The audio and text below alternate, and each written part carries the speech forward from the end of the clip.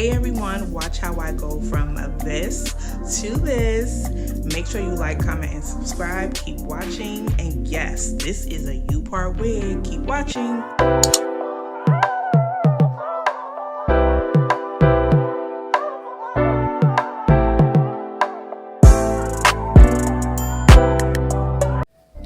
Hey everyone, welcome back to my channel. Make sure you like, comment, and subscribe to my channel. So I am about to style this wig that I have purchased from Amazon. So y'all know Amazon be having some hidden gems, baby, and I'm about to be a baddie, okay? This is a U-part wig. I just love and fell in love with U-part wigs, and this is a curly wig, and I just love the texture. I really had second guesses about it, but y'all, it came like this, and I was like, oh my god, what am I gonna do with it? And y'all, honestly, the hair feels so good. As y'all can see, you have your combs inside of the wig, and you have your combs at the bottom, and then you also have clips that you need to unclip and install it into your braids. So I just need y'all to watch me install this in my hair, and make sure y'all like, comment, and subscribe, and just vibe with your girl.